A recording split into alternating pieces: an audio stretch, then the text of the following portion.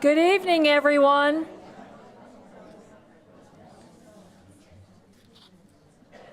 Wow, what a great crowd.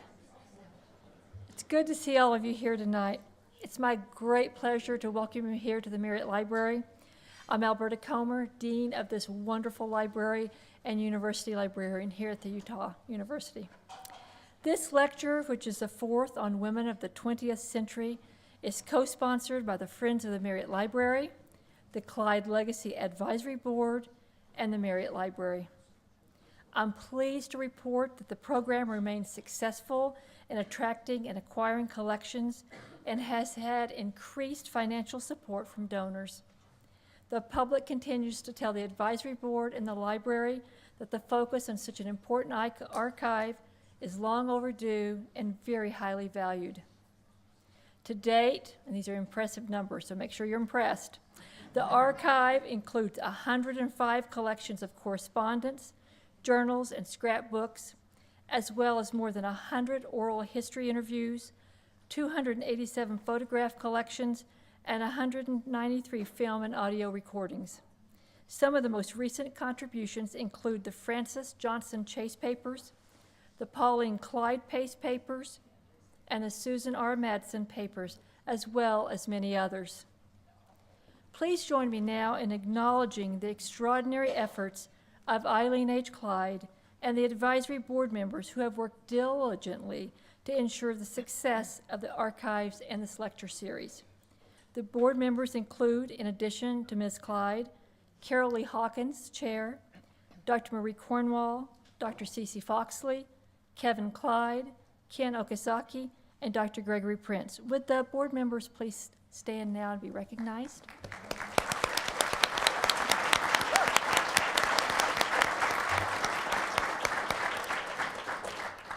And since she didn't stand the first time around, I want special recognition for Miss Aileen Clyde. Would you please stand?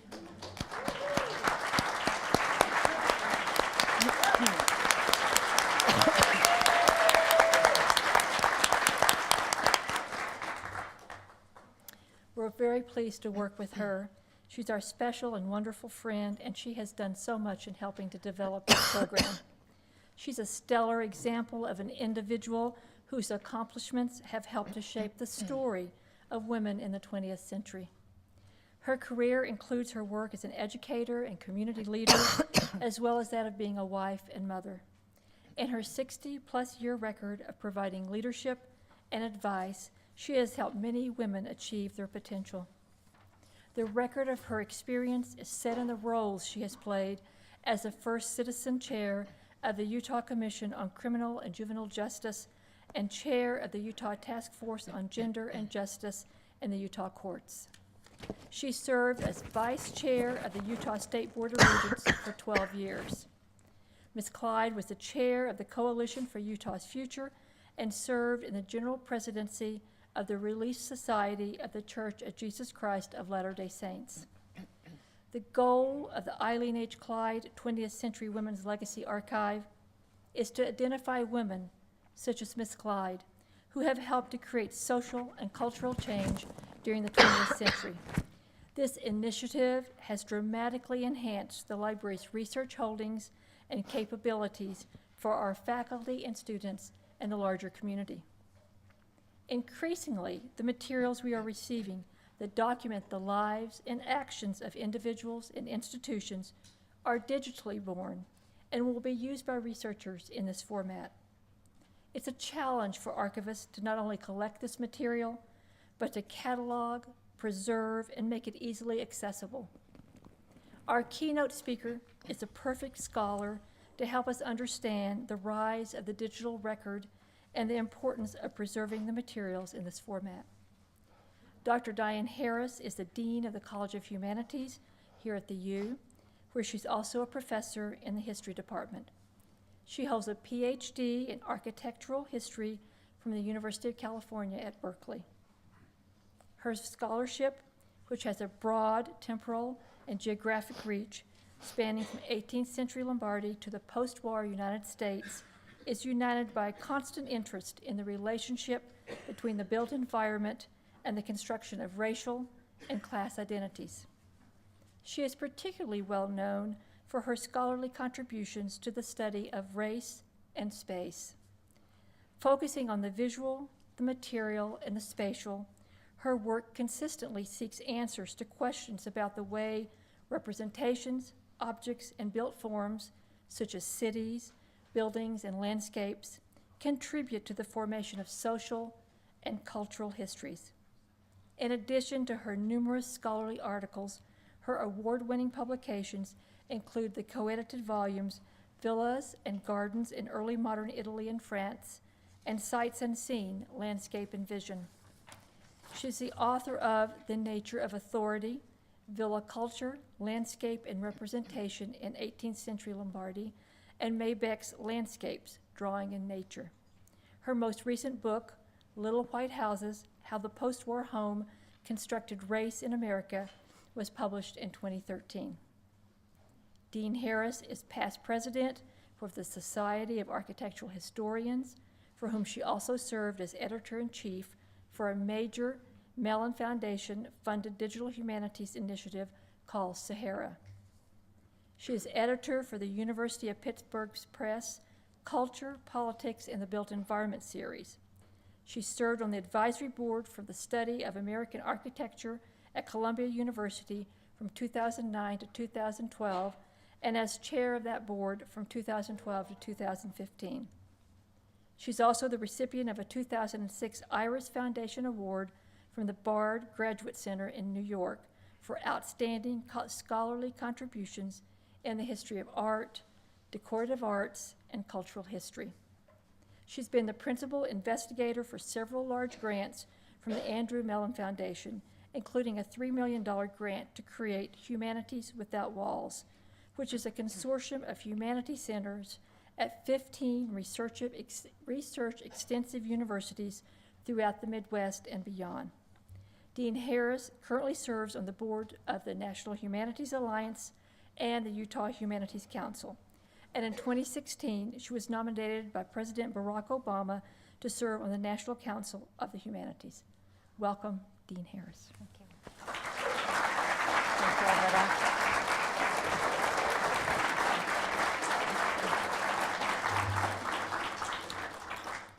Well, can you all hear me?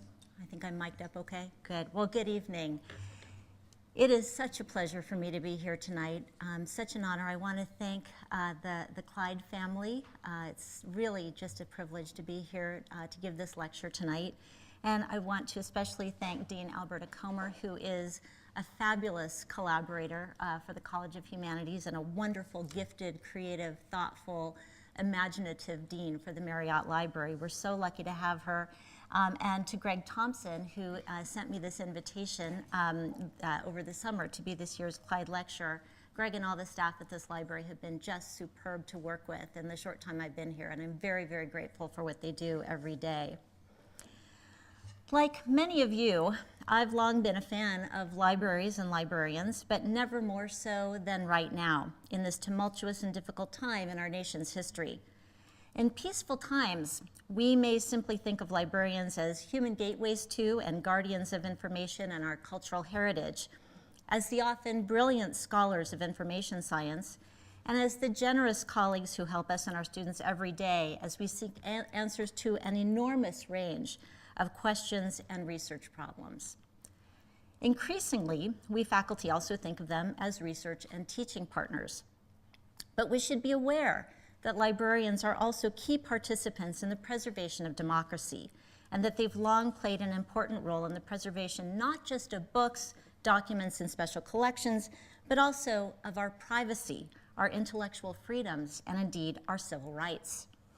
As a recent article in The Guardian noted, libraries in the Trump era are serving as important sanctuary spaces for immigrants. Librarians are verifying facts and are authenticating web content for their patrons. They're hosting community conversations, working to counter efforts at censorship, and preserving endangered data, and importantly, our access to that data. Librarians fight for the preservation of their patrons' privacy, remembering that data privacy may well become an even greater issue in the months and years to come, and for the right to information for all Americans. As the American Library Association recently stated, quote, Our nation's 120,000 public, academic, school, and special libraries serve all community members, including people of color, immigrants, people with disabilities, and the most vulnerable in our communities, offering services and educational resources that transform communities, open minds, and promote inclusion and diversity. They are also, as one librarian put it, making America read again, and which is its own wonderful brand, I think, of powerful resistance. In short, libraries like the one we are sitting in right now are great bastions of democracy, and we need to thank and salute our wonderful librarians for the work they do every day. So just a preamble, I salute you. Thank you, Marriott librarians.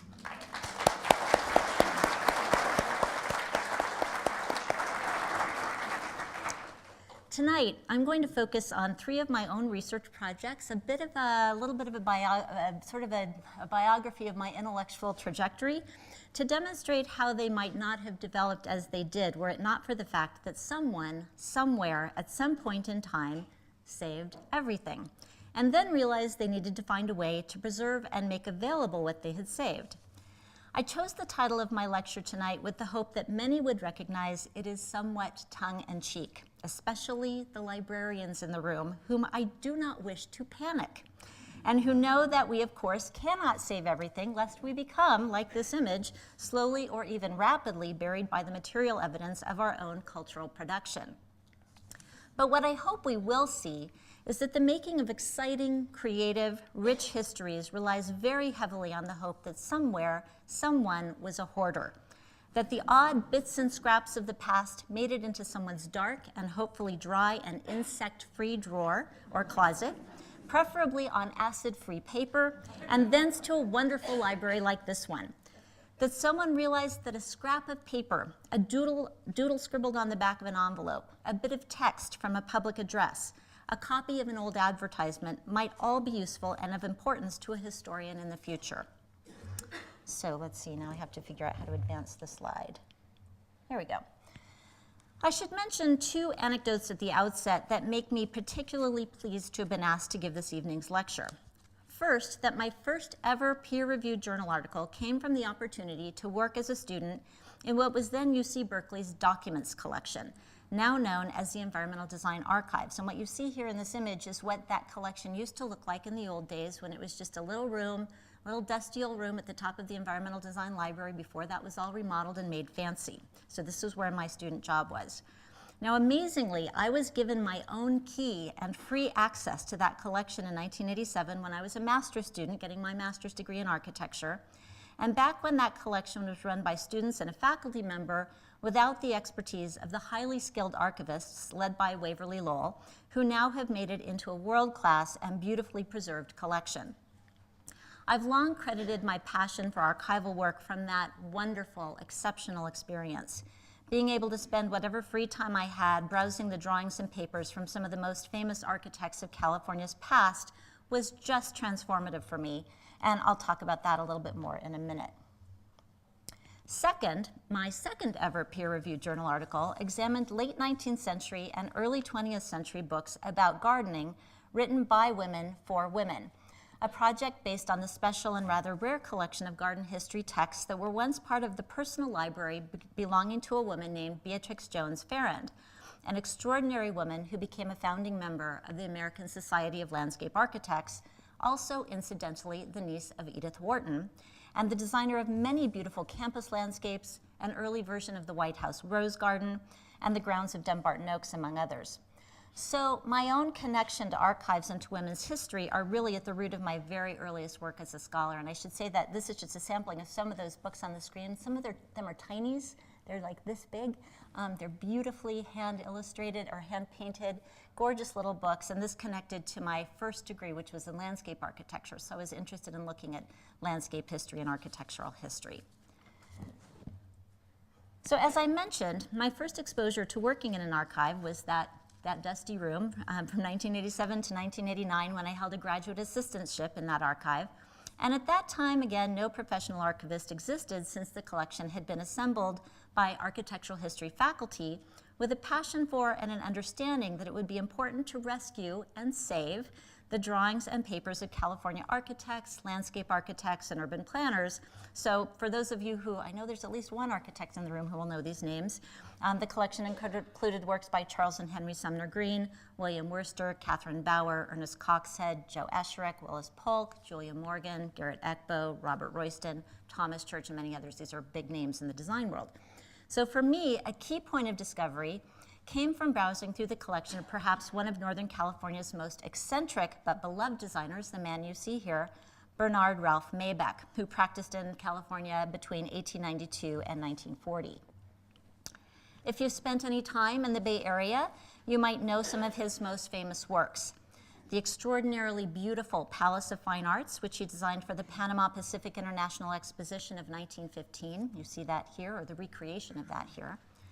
Or his first Church of Christ Scientist in Berkeley from 1910. In addition, he designed dozens, and this is just the interior of that church, really extraordinary building.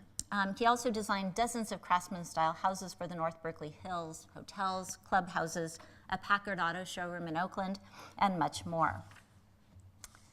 Well, Mae Beck has always been known as an architect, as a designer trained at the École des Beaux-Arts in Paris to design buildings in urban settings. But given the opportunity to pull open drawer after drawer of his project drawings, I discovered something else, and this particular drawing was one of the first that caught my attention. Mae Beck was also a prolific and inventive designer of landscapes. In fact, what my research showed was that Mae Beck's architecture had to be examined along with his designs for their landscapes in order to be properly understood, because so much of his work resulted from an inventive integration of architecture and landscape. Now, this is far from the kinds of questions that I now ask as a scholar, but it was very important to me. This was actually my master's thesis project, and so I was looking, how could I take what I knew as an undergraduate in landscape architecture and think about what it meant in terms of architecture and bring these things together with my growing interest in becoming a historian. So I could talk at some length about his exuberant, beautiful, and engaging projects, many of which are beautifully, but unfortunately for their preservation, rendered like the one you see here, with colored pastel chalk on highly acidic brown craft paper. Yeah, all the librarians are just going, oh no, that's awful, right? And they're extraordinary, they're big drawings. This one was particularly neat to find because it shows an architect who's thinking about structural engineering, architecture, and landscape, all of the very conceptual beginnings of a project. And that's just kind of unusual to see that in one kind of beginning conceptual sketch. And here you can see, this is that looking the other direction in that old dusty documents collection that I love so dearly, that doesn't look like this anymore. And if you look up in the upper right corner, you'll see some drawings rolled up at the top of the filing cabinets. Those were huge, big, beautiful chalk pastel drawings on craft paper of amazing designs that Mae Beck came up with. And to look at them, you had to unroll them on a big, long table, and they would literally crackle as you unrolled them, and the chalk would kind of puff up into the air. So this is bad. This is not what you want to have happen. So here's where we can be especially thankful for digitization, because these drawings really can't be and shouldn't be much handled, and now they're not. I want to just say for Waverly Lowell's, on her behalf, she has made this into a world-class, beautifully preserved, beautifully conserved collection. It is no longer like this. She is a genius.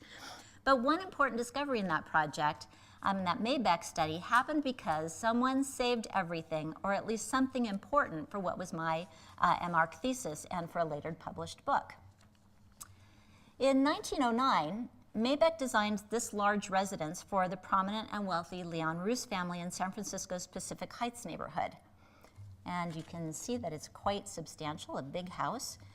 This is Mae Beck's drawing for it, and it's really a shining example of the arts and crafts era movement as it was expressed in Northern California and its total design ethics, since Mae Beck designed the house, its furnishings, light fixtures, a family crest, decorative gardens around the house, and a formal vegetable garden on an adjacent lot that was once part of the property.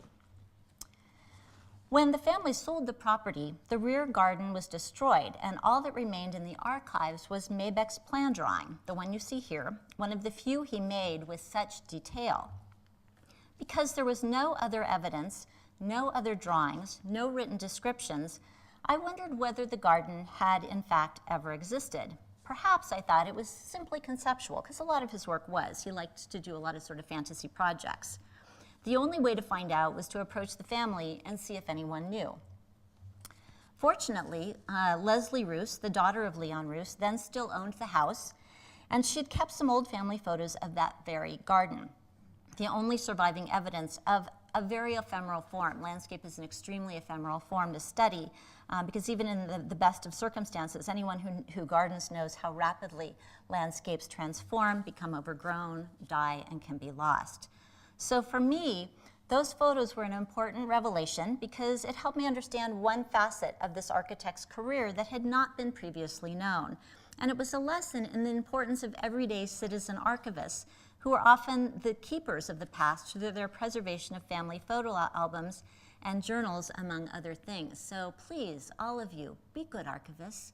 Save your photos, be careful with them, and think about your born digital photos. I promised Greg Thompson I'd say that. So be very, very careful with what you're doing with your iPhone camera. So I was able to turn over copies of the photos to the archives. The Roos family gave them to me so they could be part of the archives. So they're now integrated into that collection. And it's quite clear to me that whoever made the photo of this woman, probably a Roos family member, in her garden, never imagined that it would become important evidence for a fledgling architectural historian. So that's just an early example from my own career, one that showed me how ordinary family possessions can come to hold importance beyond their original intention, such as a simple family photograph made on an afternoon in a garden. It's also an example of analog architectural history, work performed before the advent of digitization and digital collections. Well, digitization is now, as we all know, a ubiquitous set of technologies, and we are all now curators of our own histories, documenting everything we do every day with our camera phones, posting to social media, and creating vast amounts of digital content every day.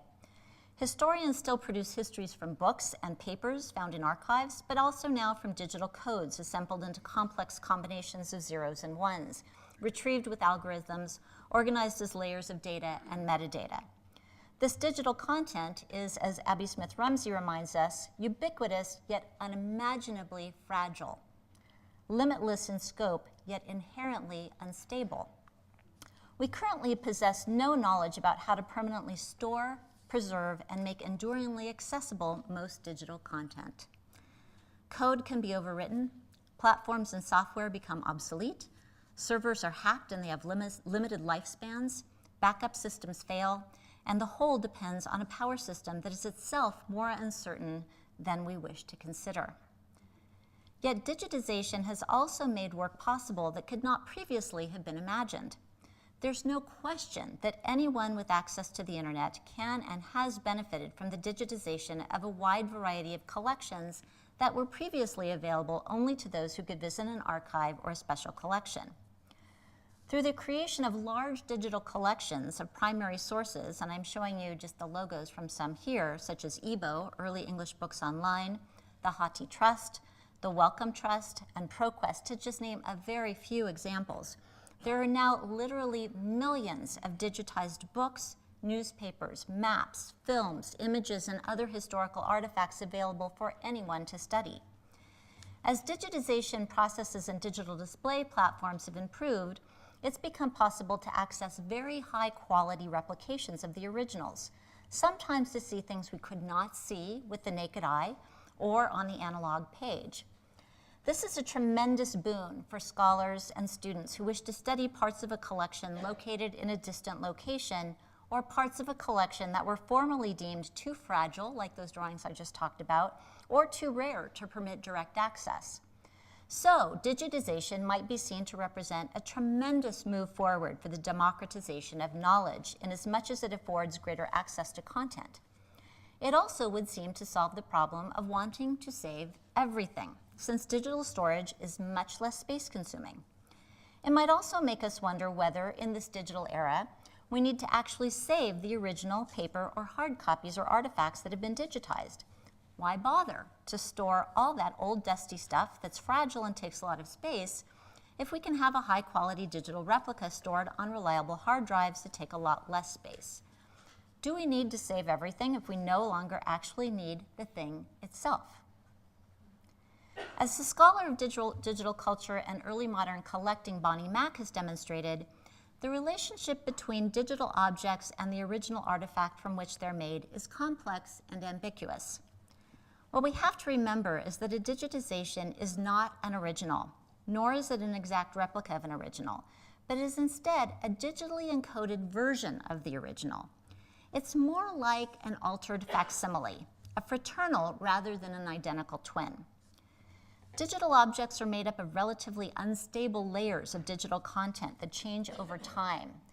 We have to think about them that way. It's kind of helpful to visualize them as these layered artifacts that we can't really see.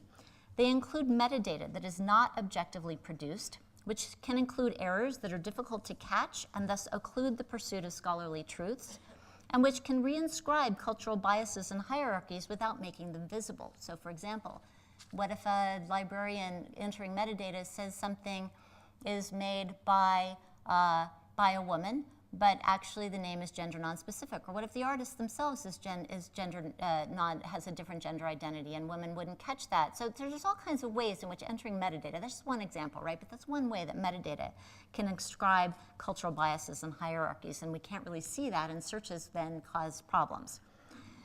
Digital scans thus transmit their own ideas without transparently doing so.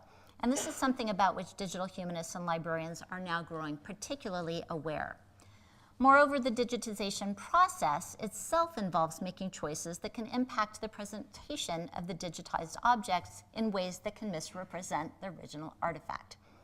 Now, let me show you an example from another project that started as my dissertation and became the subject of my first book, a project that examined 18th century Lombard villa culture by starting with a set of prints produced by a Milanese printmaker named Marc Antonio del Rey. And we're going to look at the volume in a minute in a very cool way, but I'm going to start by just showing you these kinds of just still images of it. So in 1726, Del Rey produced a remarkable volume titled Villa di Delizia, Oceano Palagi Camparecci nello Stato di Milano, or, for short, Villas of Delight, depicting through a series of richly detailed renderings and written descriptions 8 villas belonging to the nobility and located around Milan and throughout the province of Lombardy, which was at that time a valuable, very valuable Habsburg territory due to its abundant agro-productivity, leading one writer to call the territory at the time the Indies of the court of Vienna. Del Rey later produced 2 additional volumes that we're not going to look at. He made those in 1743 that depicted some additional estates for a total of 12, and replicated views of those in this volume I'm showing you here, this 1726, though he produced them in altered form and format. Now, we don't know how many copies of the Delizia exist, since the convention of numbering prints didn't come into practice until the 19th century, but they are rare, now housed largely in European and US archives and special collections, though at least 2 copies are also currently in private American collections of very wealthy collectors. And I just want to show you, this is what those villas now look like. Well, this is what they looked like as of about 1993-94. You can see these canals running in front of the villas. They're kind of these big hulking, ghost-like villas out in the landscape of the Lombard Plain, which is a rice-growing region, so it's very flat and very wet. And these canals were called navili, and they were so abundant that at one time Lombardy and Milan was more like Venice than like any other city in the Italian peninsula. So very, very interesting landscape. Here we go. So the 1726 volume is the extraordinary tome, since it is distinctive in several ways. Del Rey produced it before his shop came into possession of a letterpress. So all the descriptions, which I'll show you in a few minutes, had to be handwritten backwards on large copper plates, an exercise that also had to be performed without touching the hand or arm to the plate in order to avoid marring the plate's ground and creating foul biting or unwanted marks on the final prints. It's quite a feat, actually. But the most well-known and notable hallmark of the 1726 volume are the panoramic perspective views, like the one you see here that Del Rey created for each villa. Elaborate multi-plate prints that require unfolding from the folio in order to be seen and appreciated. And what I'm showing you here in this view is one of those panoramic views. It's sitting on a great big library table in the rare books collection at Dumbarton Oaks. So you can see the bottom scallop of the table there. And so this is actually the print still inside the book binding. It's just been folded out multiple times to create this beautiful, quite grand panorama. So the panoramas appear at the end of a compendium of information assembled for each villa, including written descriptions and a series of plans and elevation views. The theatrical quality of the panoramas in the 1726 edition, delineated with the use of startling angles and deeply receding perspective, is enhanced by the drama of unfolding prints for viewing, a necessity that incorporates an element of surprise for first-time viewers who may be unaware that these prints comprise 2 or 3 large copper plate images joined together and folded to fit within the binding of the folio. The panoramas impart a sense of grandeur as the scene literally unfolds, slowly revealing the landscape as the viewer assembles the scene before her eyes. Each folio is large, approximately 46 centimeters by 30 centimeters. So I'd say when the book is closed, it's about like this, carrying it around. It's a hefty, big thing. So it has to be viewed on a table, so the panoramas can be unfolded, but it's also just too kind of large and heavy to hold on your lap. Turning the pages requires extended arm motions and even sort of stepping back and forth or sideways to unfold those plates. So unlike a book of common size that fits in a reader's lap or on a small table, opening the Delizia is an event. The book itself a spectacle. The folded prints were meant to be examined at close range, pored over, their details examined, descriptions and titles studied, the minutiae of their subjects admired. I could tell you I could spend all day looking at these. They're so much fun. So here's another one of those panoramic views. Produced during the enlightened absolutism that became the cultural and political Habsburg hallmark of that time, the prints are complex documents that tell us much about 18th century life in a colonized landscape marked by a political struggle and profound environmental change. They're not useful as documents that tell us about the actual form of the estates they purport to represent, because they're highly and intentionally distorted views. For the patrons who commissioned and collected the prints, Del Rey's views bolstered family image and identity even as the Habsburgs' Enlightenment social and economic reforms threatened title and position. During the decade I worked on this project, digital scans of the Villa di Delizia did not yet exist. That hadn't really been invented yet. So instead, I studied the originals at the Getty Research Institute, at Dumbarton Oaks in Washington, D.C., at the State Archives in Milan, Como, and in Pavia, and at the Raccolta Bertarelli, which is a print collection in Milan, and the La Scala Museum. Yes, the place where you go to see opera. They have a lot of these prints there because the people who lived in these villas were patrons of La Scala. So I went there. I went to the Hofbibliothek in Vienna, which has a fabulous print collection, and looked at this in the Cavagna collection in the Rare Books and Manuscript Library at the University of Illinois, and in the private collections of Bunny Mellon at her Oak Spring Garden Library, and in the collection of a woman named Elizabeth Barlow Rogers, who has a substantial collection of rare garden books.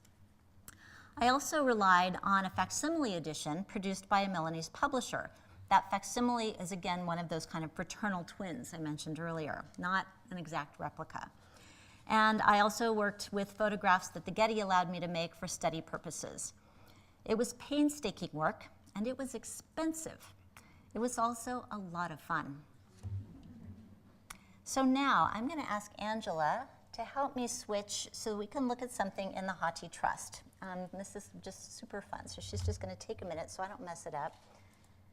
And there we are. Okay, so we're now looking at, I mentioned that big database. We're looking at the Hottie Trust, which has these millions of digitized volumes in it that have been produced through agreements with various institutions. And what's so great is that today it's possible to view Del Rey's Villa prints online, and we're looking at the Getty's copy here. So a simple Google image search reveals numerous scans of highly varied quality that you can find of the Del Rey, but this is really exciting to be able to find this. And the Hottie Trust Digital Library is a partnership of academic and research institutions offering a collection of millions of titles digitized from libraries around the world. I'm accessing this through the Marriott Libraries portal. We're very, very lucky to have access to the Hottie Trust collection here at the University of Utah. It is quite simply an extraordinary scholarly resource. So let's take a look at the Hottie Trust digitized copy of the Villa di Delizia. So I'm going to just walk you through it a little bit here. We're looking at the front cover and see if I can just move us through it. Oh, this is interesting. in my laptop, we have page turning software. I wonder why I'm seeing it this way. I wonder if I'm doing something wrong. When you look at it on my laptop, it uses page turning software that just moves it this way, right? But we'll just leaf through it anyway. So we're seeing that on the left-hand side of the page, there's some annotation that the owner of this copy once included, and they pasted a photograph of the Villa Simonetta on the front. So that's whoever had this before the Getty did a little tinkering with the volume. I really think we need to see the other view, and I'm going to go to this and see if that helps. Okay, let's see if we can, now we've got it. There we go. Okay, so we're a few pages in now. And this is the beautiful frontispiece, which has the wonderful view representing, allegorical view representing the rivers and the Navigli in Milan, Phaeton allegory up in the corner that's talking about the Habsburgs, and it's got a lot of stuff going on there. And then way in the background where I'm going to point right here with my arrow, that's the skyline of Milan. And we flip through, and we get to the title page, and you'll see that it's written in both Italian and in French. I'll talk about that in just a minute. And it's dedicated to Prince Eugene of Savoy, the Habsburg monarch. So we have his portrait there, and then a dedication to the prince. And then this is to the reader, a little story to the reader about what they're going to encounter.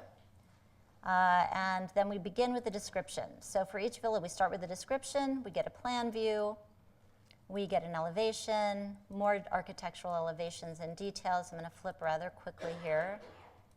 Some garden views, details of garden ornament, and so on.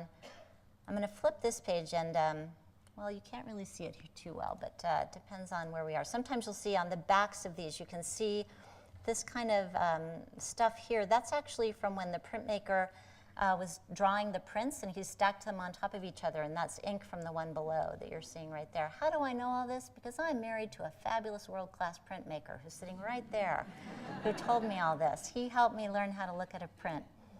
Larry Hamlin, thank you. And here you can see a big view, right? So then we're starting to see the big view. Let's keep going. I just want to show you a few more. But when we look at the panoramas, I'm going to quickly go to some panoramas here. Look what happens. Oh, darn. That's not quite the view I showed you folded out on the library table, right? Okay, so we've got this. Now, first, as you can see, it's very hard to gain a sense of the physical properties of the volume itself. Its true size, weight, mass, and the quality of the paper through this digital version. The page-turning software implemented here is great because it gives us at least a virtual experience of leafing through the book. However, it also distorts the thickness of each page. You can see when I turn it, it makes it look almost like cardboard turning, right? Making the leaves appear sturdier than they are in reality. So you don't get a sense of the quality of the paper. It's also great because you can zoom in and out to examine some details. We'll just do a little zoom right here. Right? We can go a little closer and go a little closer. And we could go in even closer. But where things really fall apart is when we try to look at the panoramic views, which the digitization process simply can't emulate, right? So we've got a problem here. We're not seeing the thing as it's meant to be seen. So let's also look at the metadata. If I can kind of zoom out again, and we'll go over here and look at the full catalog record. Okay, so it's really interesting that it's got it here listed with its French title first. And that's weird because Del Rey was very much a printer of the Italian peninsula. Milan was his home, his shop was in Milan, the villas depicted are in Lombardy, and nearly everything he did was dictated by the cultural and geographic context of his life in and around Milan and on the Italian peninsula. He included the French text essentially as a continental marketing ploy, as a way to connect more fully to the Habsburg rulers and to reach a broader market of grand tourists. But these are really prints of Italian villas made by an Italian printmaker whose French was really not very good, and he would just make up words when he didn't know what they were. It's actually really hilarious to read them, and that wasn't terribly uncommon practice actually at the time. So the metadata is in that sense somewhat misleading to those who might know little about the volume. It also erroneously describes the prints as engravings when in fact they are mostly etched and only seldom show any evidence of engraving. These are distinct artistic techniques, something fine art printmakers know well. But the distinction between an etching and an engraving would be harder to discern without being able to examine the original pages up close. Now this actually matters because it helps us understand more about the means of production for these prints, which also helps us know how many might have been produced and thus how widely circulated in their time. But we can, as you saw, examine the backs of the prints, so the software does let us do that, so we can see whether there are any annotations on the version. We can see the ink marks that resulted, as I showed you, when prints are stacked up on top of each other in the drawing process.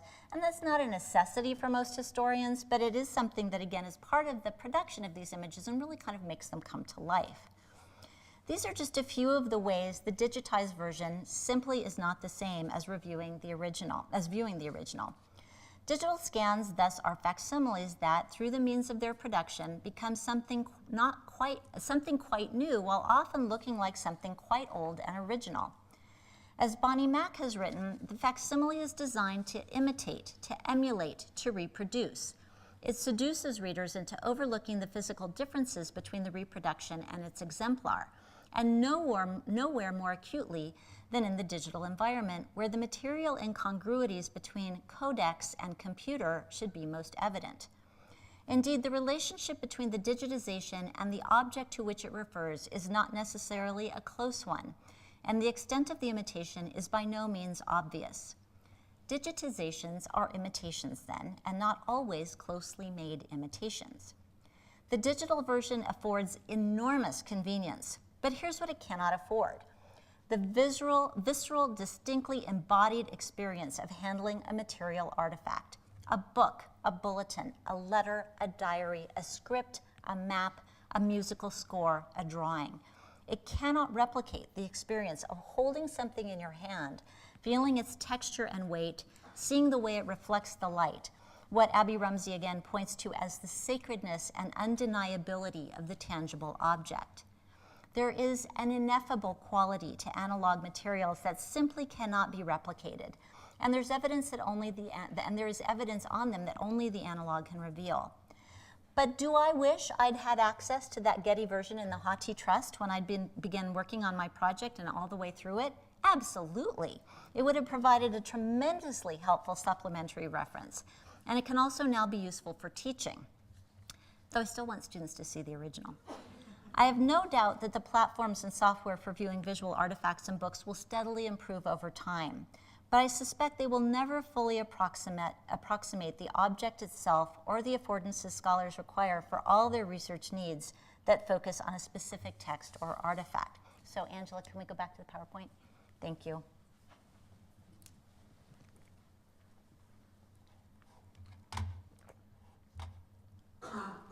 Thank you so much.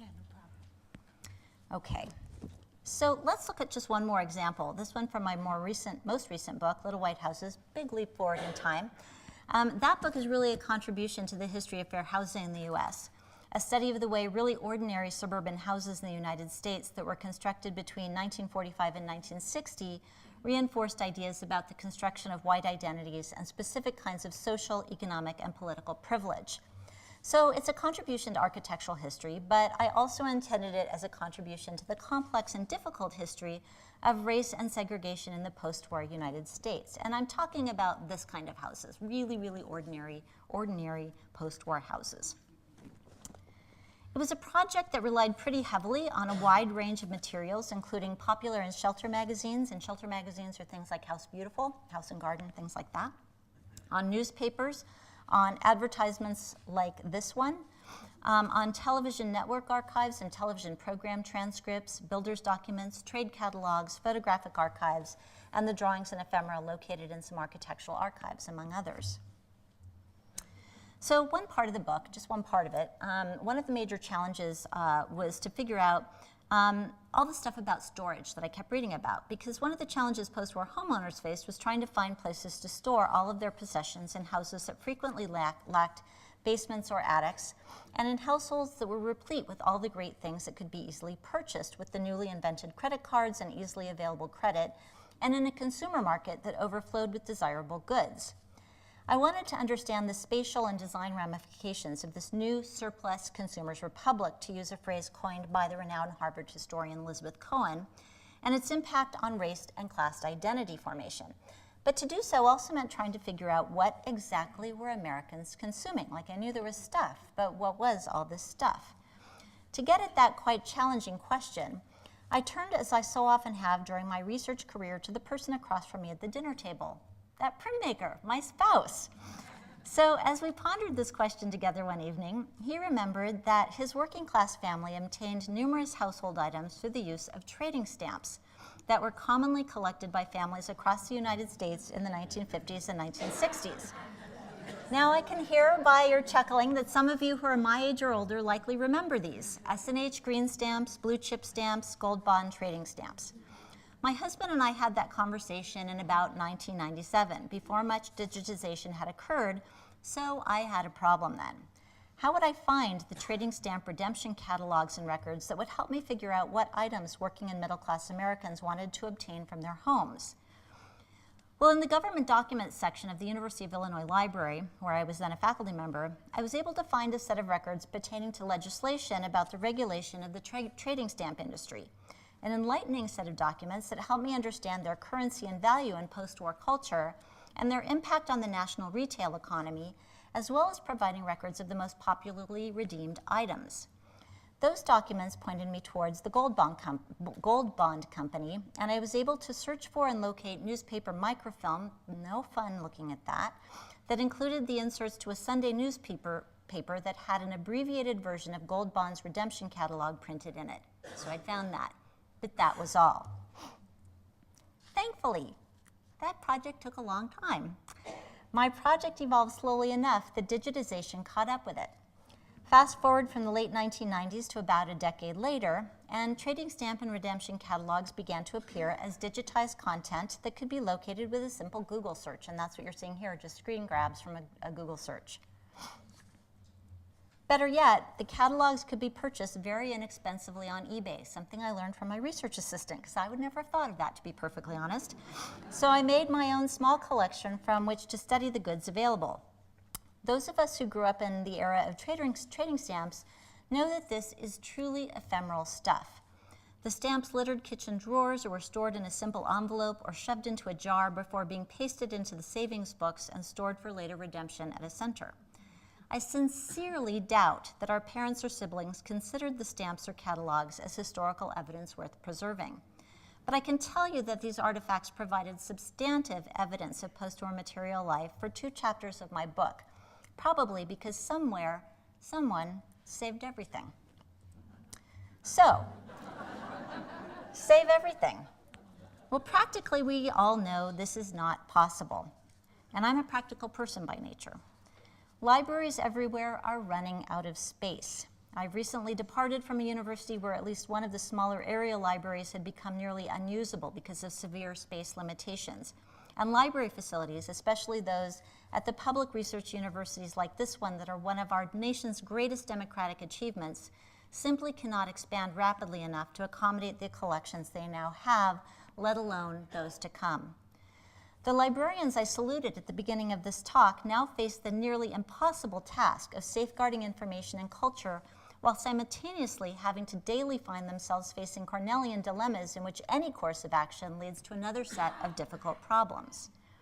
Our librarians endeavor every day to preserve as much as they can, and I want again to gratefully acknowledge the tremendously thoughtful care they give to making these decisions about the future of collections.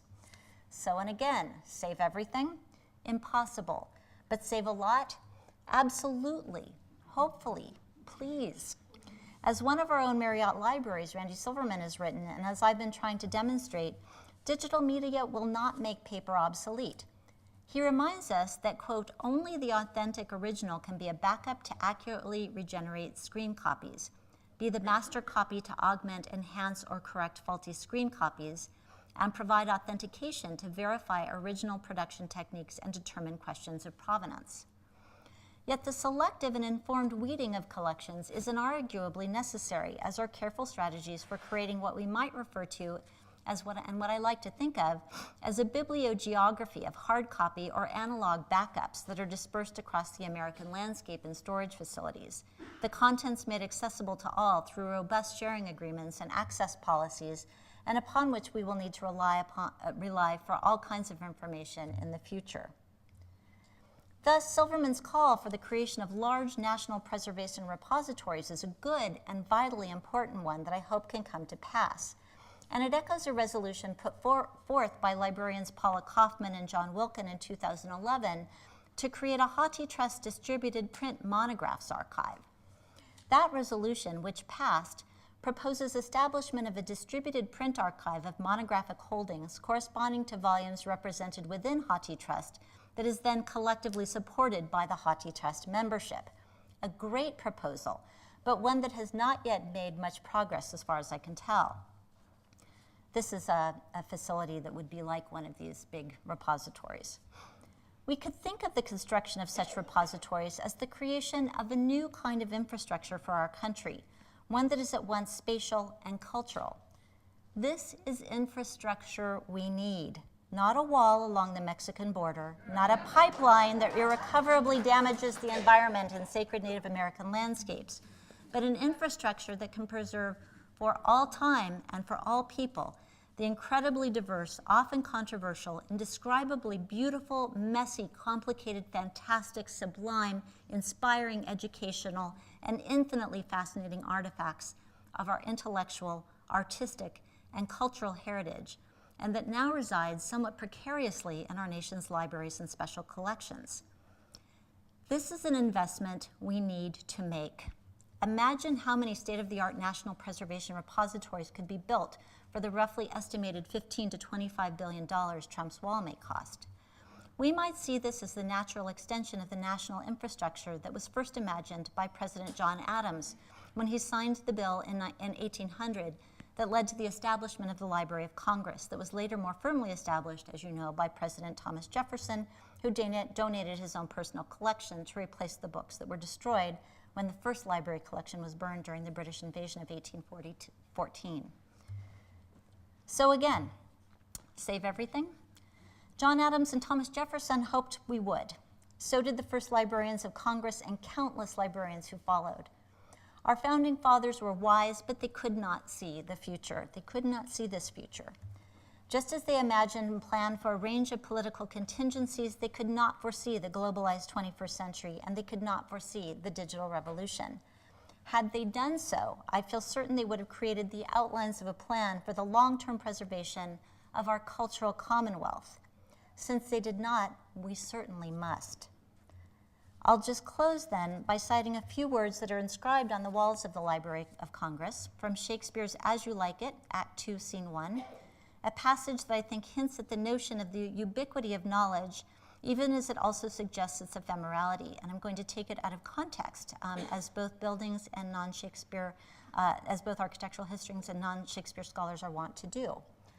Tongues in trees, books in the running brooks, sermons in stones, and good in everything. Good in everything. Thank you.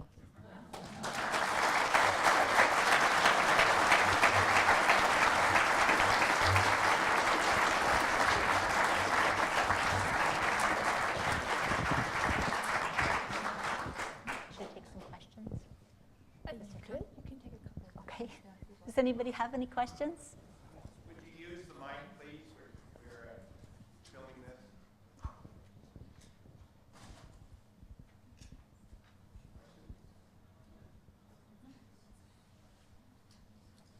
No, right here. Hang on.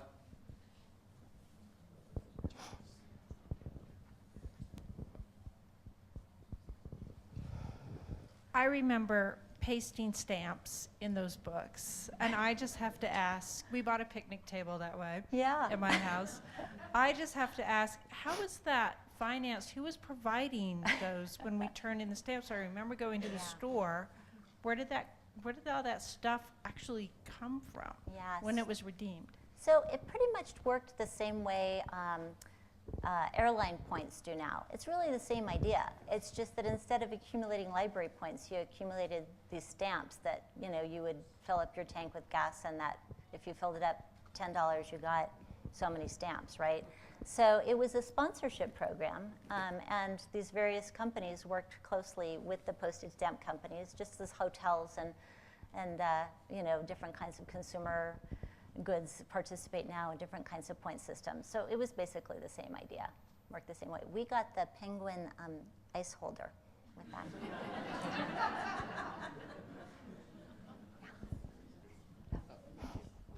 Hey, you doing? I just have a quick question. What do you think of people that believe that not all work should be saved, such as people that believe in burning books? Oh. Like, what are your thoughts on that? I'm against that. Well, do you think that all work should be saved? Yeah. Even the works that those people believe in, like that read and Of course. yeah. Of course. Yes. You know, that is why we are a democracy, right? We need to have all points of view, all perspectives. Books that at one time are deemed dangerous, the next year are classics, right? There are things that people thought should not be taught in schools in the 1950s that are books that we now think every child should read. So absolutely. And you know, the save everything thing, that's the hard part. And that's what I was trying to convey, is that our librarians are in such a difficult moment because they simply can't save everything. There's just no way. We would literally be buried and we wouldn't be able to access anything. But at the same time, we kind of need to save everything. So I think we're at a moment where, especially for librarians who are encountering this, and have been now for at least 20 years, 25 years, this new set of digital dilemmas where even if we want to save all digital content, we don't actually know how. I mean, if you take, for example, a map that's made with GIS software, that's again layers of different kinds of content in one file, and those layers are unstable. They don't, as new versions of that software become available, it's not necessarily evenly distributed new content, new data across that one file. So learning how to preserve the various layers of any particular format is itself enormously challenging. And you know, just think about, many of us probably have an old large format floppy disk. Well, what do you do with that now, right? And yet there might be data on it that's tremendously important. So these are challenges. My question actually went to that a little bit. I mean, you've been talking about the transition from print or material object to digital object. You've addressed that slightly, but maybe if you could talk a little bit to give advice to people who are creating digital content. Yeah. And beyond the archival question, as you were talking about metadata, the kind of added information that existed with books that we're not even creating right now. Right. Because I work in a digital landscape and I create content in a digital landscape. What advice would you have for creating something that's lasting and not ephemeral? You know, I wish I had a good answer to that, and I think there's probably librarians in the room who are more knowledgeable than I am. I will tell you that whatever I would tell you, I would be saying do as I do, and do as I say, not as I do. I don't even want to think about my own photo collection at the moment. It's just horrifying. You know, I think that the people I know who are kind of responsible about managing, for example, their personal photos, are really diligent about uploading them to some sort of platform that allows them to manage that content.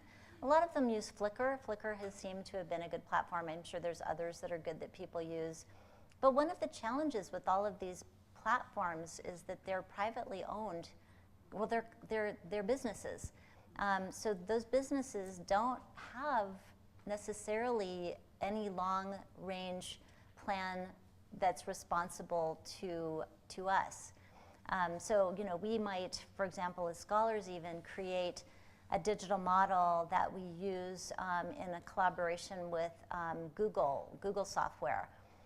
And Google seems pretty sturdy at the moment, but what will Google be in 20 years or 30 years? Do we know? We don't really know, right? So I was just I'm just going to reveal this little anecdote. I was talking to Richard Price from our English department about this earlier.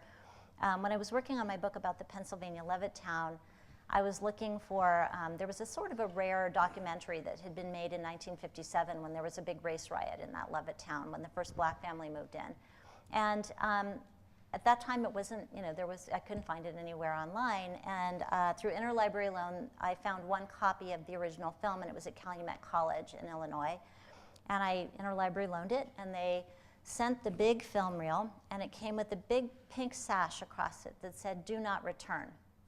And I called the librarian and I said, I don't understand. What do you mean? And he said, well, we're deaccessioning all of our films because we don't have any way to properly preserve them anymore, and we don't have any way to project them anymore. So please just keep it and make use of it if you can.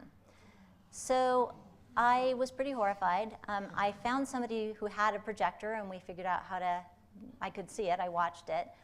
I then took it and had it digitized and returned. I made 5 digital copies. I gave a digital copy in the film reel to the Pennsylvania History Museum, a digital copy to the Library of Congress, one to the University of Illinois Library, kept one for myself, and I think I gave one to the public library. It's now available on YouTube, right? So this is great. But what is YouTube? YouTube is, again, a private, it's a company. It's not a public library. There's no responsibility long range. I don't know what YouTube's plan is for long range preservation of its content. So all of this is vulnerable, and I didn't give a great answer to your question except to say that I don't know personally what that answer is. I think we just have to kind of, I mean, there are lots and lots of, not lots, there is software you can buy to do your own cataloging of your visual digital content. Back up, back up, back up. Hi, Joseph. Hi. So, first of all, great presentation. And with your work with the National Endowment for the Humanities and the National Endowment for the Arts, like you said, private companies like YouTube or Flickr or Amazon are not necessarily asking the same sorts of questions as historians and genealogists are, or material culture specialists. So what are some things that we can do that could help make the importance of the National Endowment for the Humanities, National Endowment for the Arts, and other causes where we can get the infrastructures to preserve these types of things so that generations can benefit from them in the future? That is a fantastic question, and I'm really grateful that you asked it, because if you care about this subject, you know, the National Endowment for the Humanities has funded many digitization and preservation and access projects, as has the Institute for Museum and Library Services, the IMLS. Both of those agencies are currently on the chopping block. Our president does not want to fund them, and he has already said many times that he intends to have those agencies eliminated. If you would like to support them, this would be the week to do it. If you live in Chris Stewart's district, you can send him an email and just ask him to please support the NEH, the NEA, the IMLS. These are the organizations, the federal agencies that are going to make it possible for us to preserve our cultural commonwealth.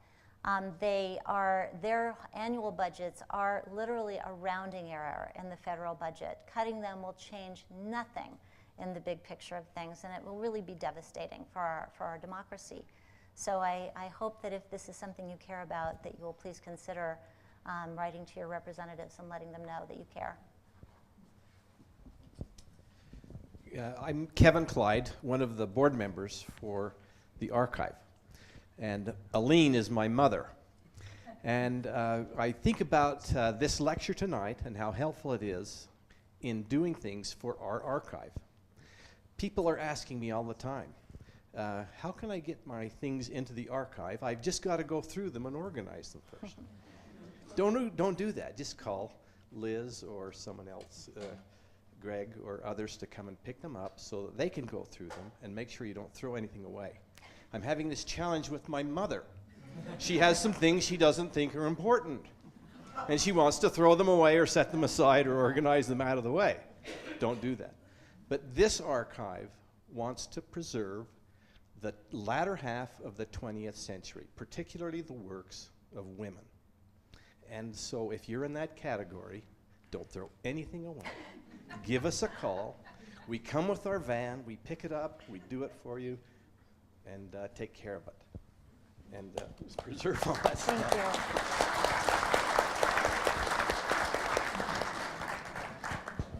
Thank you. Thank you.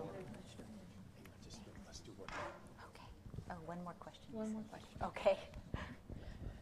With all the stuff we have, and it's wonderful, getting access to it, finding it, categorizing, indexing, is anyone going to school to learn this stuff?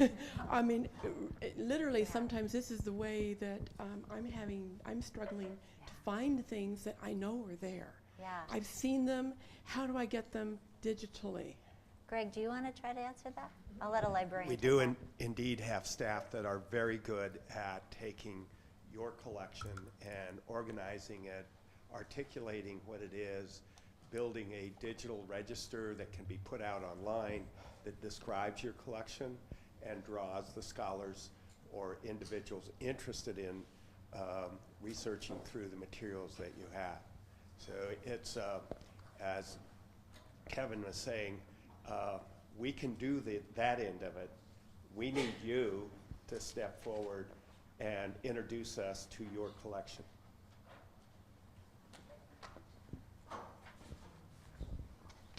So I have found that one of the sad things, I mean, this group is not one that needs this lecture, but it's the younger generation.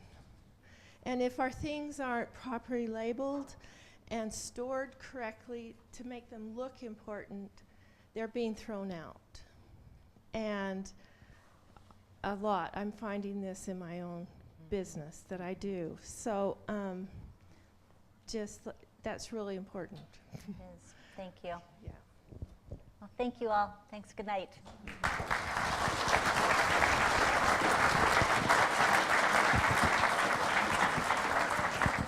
So, thank you, Dean Harris, for that inspirational talk. Now, it's not over, so don't leave yet, guys. We got more to come. Your talk was very inspirational, but I have to tell you what I liked. I don't get many salutes, so thank you. So now it's my pleasure to introduce Aileen Clyde's granddaughter, Matisse, am I saying that right? Aileen Clyde Madden, who will speak on behalf of Miss Clyde and the Clyde family. So welcome, come on up.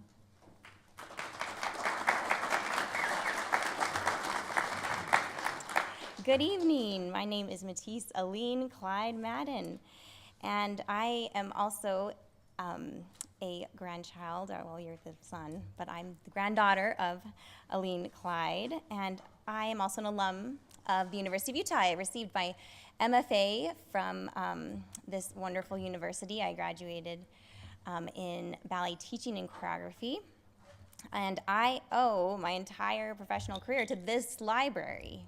I had so many breakthroughs here, and I want to thank every single librarian and archivist that has ever worked here. It's been such a treasure. And before I thank you, Dianne, I just wanted to ask you, which is more ephemeral, dance or landscape architecture? I don't know now.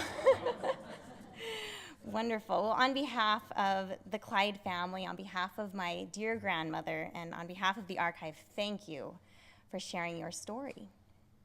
Thank you for living a life worth documenting. And thank you for sharing your passion for landscape architecture and its connection with architecture. Thank you for taking us to a new threshold of understanding of the complexity that the future holds. The research that you have done and continue to do is an art. It truly is a beautiful piece of choreography that, as you described, turning those big pages, I had had that image in my mind of a beautiful piece of choreography. Your work can save the world, so thank you. Special thanks to the archivists and librarians who work here. Judy Jarrow, the assistant, to Greg Thompson, Liz Rogers and Lorraine Cruz. Thank you for all that you do to catalog and preserve and make available things for us to view. And thank you to those of you who attended today. Thank you for coming, and thank you for your continued support. And just like my dad said, don't be shy to tell your story or a loved one's story. Give us this information. It is a wonderful gift to have someone agree to let you tell them your story, and we're right here. So please take advantage of that. And I invite you to have courage in telling the story. Sometimes it's not easy to tell your story because there are ups and downs, and there are things that, change with time. So it does require a certain amount of courage. So I encourage you to do that. I'd like to announce that eminently there will be available the Chieko and Okazaki materials. They will be available for viewing online or in person at our archive here. So that's very exciting, something that we're very proud of. Once again, thank you for all of your support and for the love that we feel as we're here tonight. And good night.